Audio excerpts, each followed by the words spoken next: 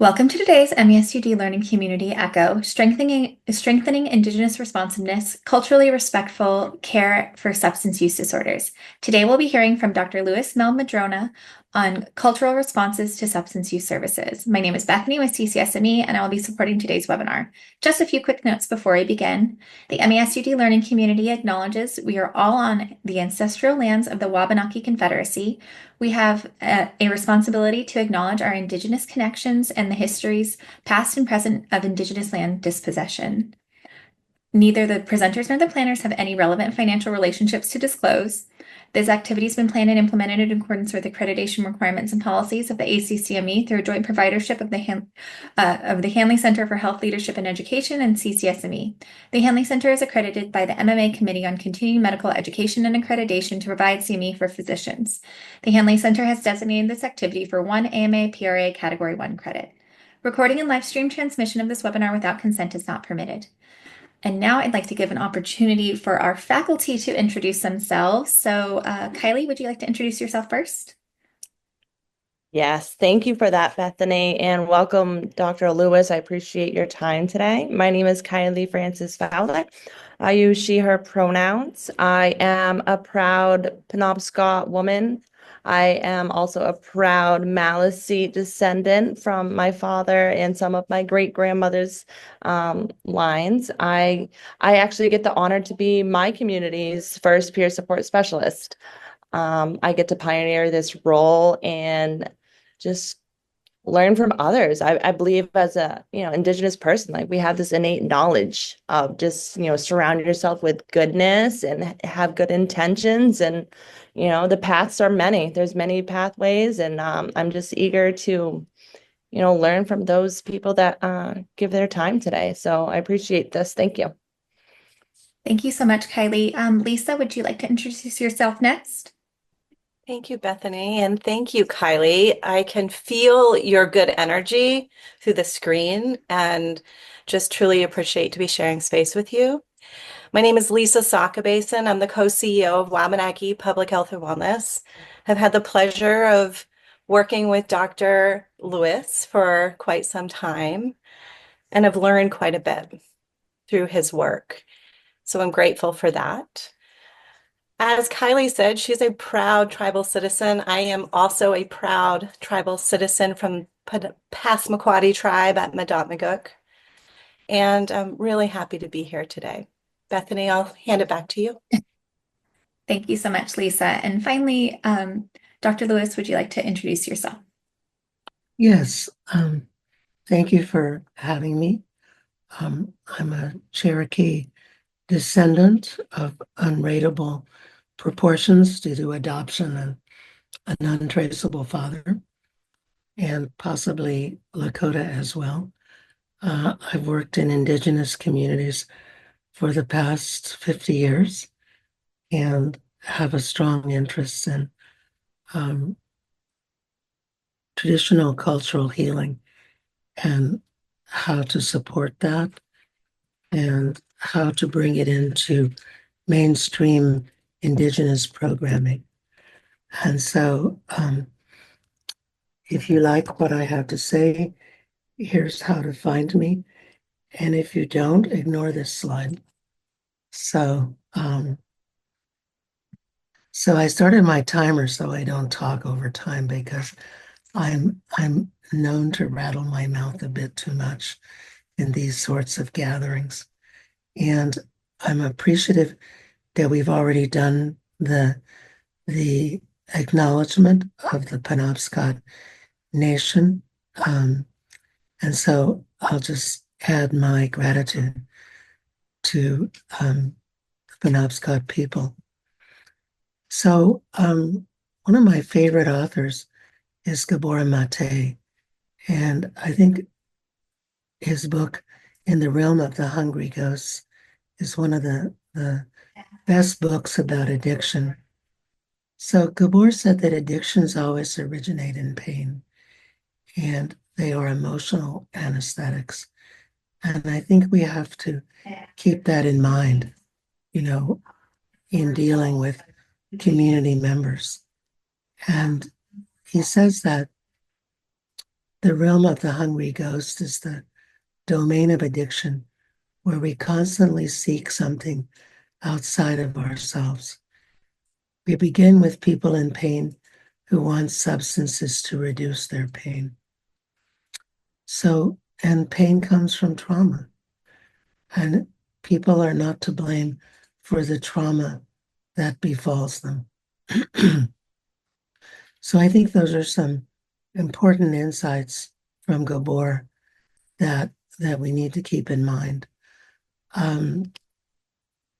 So I want to talk about how do we indigenize substance use services? And one of the ways is that we turn nouns into verbs. So those of you who've studied indigenous languages, including Pescata Makati, Penobscot, Lakota, Cherokee, know that 80% of the words are verbs, whereas in English, German, and French, 80% of the words are nouns. And so my favorite example currently comes from the University of Maine campus and some of the signs that have been put up. So instead of gym, the Penobscot word translates as a place where they play a variety of games.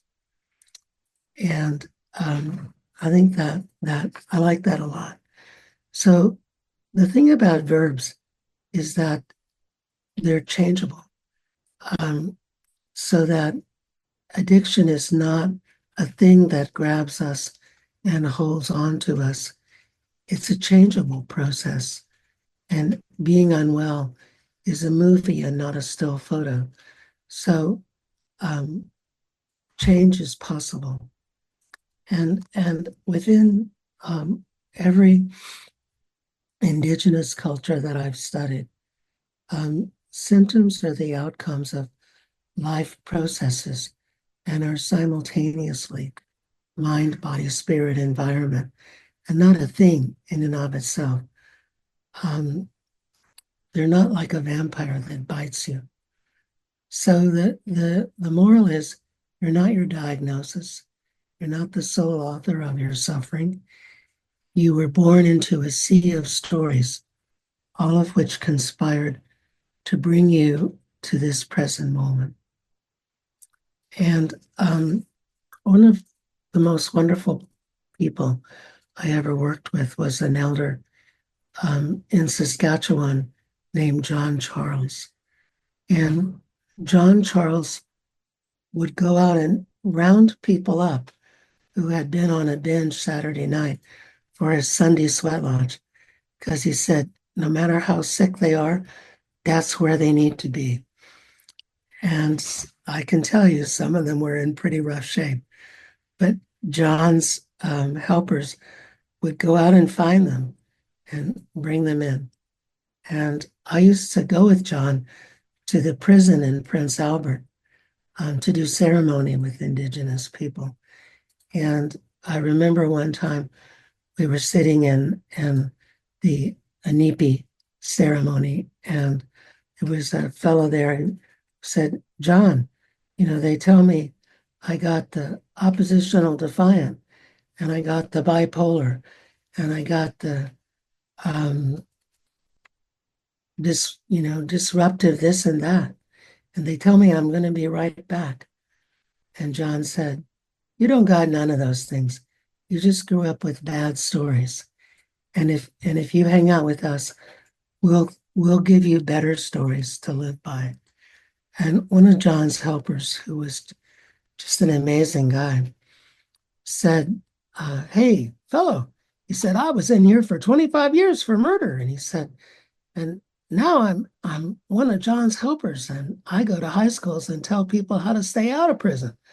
He said, you can come with me and be my helper. He said, that'll keep you out of here. And so they had this understanding that it's stories that keep you safe. It's stories that keep you well. And it's stories that make you sick. And just as another example, I brought a blood elder from that tribe to a conference in Alberta. And there was a nurse in the audience who asked him, "How do you treat arthritis?" And he said, "I don't know her. Why don't you bring her around the house tomorrow and I'll get to know her and then I'll let you know." And so, what was way cool about him, in his own tongue-in-cheek way, he was pointing out to her that in his traditional practice, he didn't treat conventional medical diagnoses. He treated people and the stories that they brought to him. And so there's some parallels to this way of thinking in contemporary psychiatric practice, which is called the research domain criteria, or in Europe, it's called precision psychiatry. And we won't spend a lot of time on that, but I'm just happy to point out that there is a two-eyed seeing happening here, where a Eurocentric approach is converging with an indigenous approach to point in the same direction. And that's kind of a wonderful thing. So what we're talking about is reframing people's stories about being addicted in terms of trauma theory. And for me, I like the threat power meaning network, in which we look at how people managed inescapable trauma. And I've got some examples of that if we have time, or maybe we'll just lead into the case presentation. So we're doing what Eduardo Durand, who's also one of my favorite writers and people, he's a Pueblo guy who wrote a book called Healing the Soul Wound. And he lives in Montana these days, and I really recommend that book. And he talks about how all substances have spirits. And that's probably why, colloquially, alcohol is known as spirits, because there's some awareness even among European derived people that the substances have a spirit. And he says there's consequences of ingesting spirit-laden substances without knowing their songs and protocols. And so he asks people, he tells marvelous stories. There's YouTube videos of Eduardo. There's an interview that I did with him that's on YouTube that was really fun. And he talked about going into the emergency department and going up to someone and saying, "Hey, do you know the cocaine songs?" And the person, of course, said, "No, what do you mean?" He said, "Well, here you are, taking in cocaine without singing the proper songs. That could get you in big trouble." He said, "What are the protocols for this?" And of course, the person said, "I don't know." And he said, "Well, then that's sorcery, and that's bad. That'll hurt you." So Eduardo, is also a really funny guy. So, but he made his point, and he used to carry into the hospital an empty flask of Jack Daniels to pull out and ask people, "So what spirit lives in this bottle?" And I really appreciated that. So we're looking for how to help people build stories about themselves in which they can be independent of substances. And one of the things that we found out recently, we were looking at life stories of people in addiction, and we were trying to come up with predictors of return to use. And sadly, we found out that it was almost 100% predictor of return to use. If you go back to the place where you started using and started spending time with the people who are still using, with whom you used in the past. And so it's what we got from that is that there's a radical transplantation of stories that are required. And you, in a sense, you can't ever go home again in the sense of going back to the same place and the same people that you used with, that you need a community of recovery.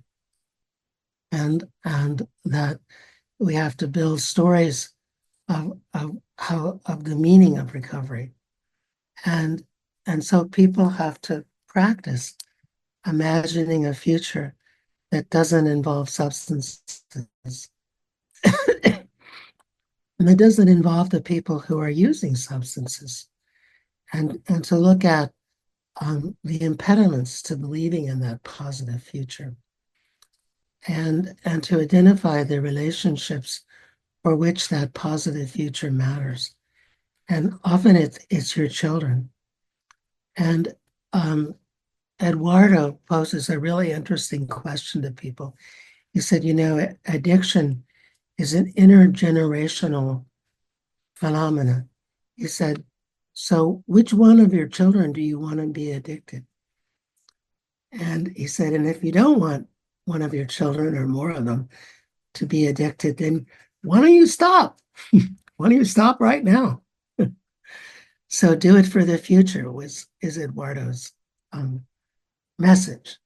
And so that brings us to bringing traditional values into the conversation, which is that nothing is unconnected.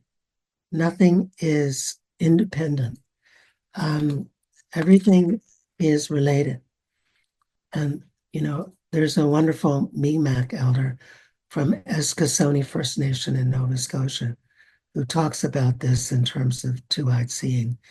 And he talks about Etiwaptamunk, which is that sense of everything being related. And of course, in Lakota, one says Matakwiasan, which is that we're all related. And so if any of us are suffering, all of us are suffering. And that's a traditional value. So if any of us are addicted, then all of us are addicted. And we need to work together, to create a positive future for all of us. And so that's about constructing stories, helping people to understand that this is an intergenerational problem. And it comes from trauma, intergenerational trauma. And so that's a kind of education that not everyone has in the communities, that not everyone knows the role of trauma in our current situation. Past trauma, historical trauma, contemporary trauma. And so I wanted to throw in one of my favorite examples, which is from Alkali Lake, British Columbia. It's an Indigenous community there. And they have YouTube videos and all kinds of material you can watch. And with the leadership of a teenager, they brought traditional culture into their community, revitalized their languages, incorporated ceremonies, and built on the philosophy that culture is treatment and all healing is spiritual. And they reduced their alcoholism rates from 95% to 5% within a decade, which is really cool. And so here's some research. It's a study that was published in Journal of Integrative and Complementary Medicine from 2023, in which they looked at traditional ceremonial practices as strategy to reduce problem substance abuse in American Indian communities. And so they found 10 studies. 7 were urban and 3 were reservation-based. And the most common activities were drumming, sweat lodge, which we don't like to use that term anymore. We like to use the term revitalization ceremony, or in Lakota, the term is an ipikaga, and talking circles. And all 10 studies reported some quantitative data showing a reduction in substance use. So that's kind of cool. And so, we're talking about returning to traditional practices, returning to traditional culture, bringing elders into the forefront. And one of the amazing things about elders is their capacity to listen without judgment. And I think my favorite example of this came from Toronto.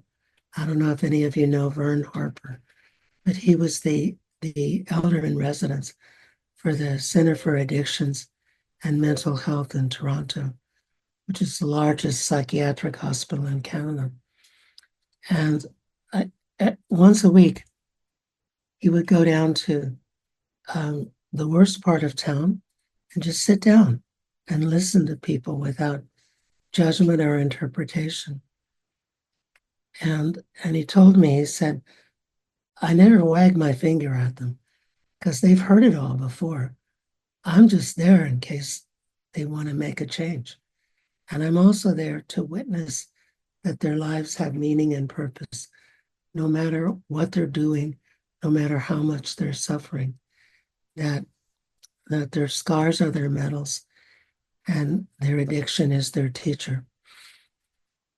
And it reminds me of another elder whom I knew in Oregon. And he and I were together at a Sundance, and we were, joking around as people do. And a young man came up to see him, and he said, Uncle, he said, I want to become a healer just like you. And so my friend said, well, then you're going to have to be a wino for 35 years, just like me. And so his point was that addiction was his teacher, and it made him stronger. It made him the person that he was, and that we should wear our scars with pride, and that was his message. So recovery is a heroic journey, and as with any heroic journey, we need helpers, and there'll be impediments. And those of us who work in counseling may need to modify what we do. I like the idea of addressing the spirit of the substance. I like using talking circles and ceremony, elders, stories, culture, language, songs, prayers, art, community, all of these things, including having that understanding that addiction is not an individual issue, that it has to do with the entire community, and that the youth are the recipients of our addictions. And so if we don't want them to be addicted, then we need to stop. And that's where I'm going to stop the formal presentation, because I have rattled my mouth for 20 minutes. And that is my quota of time.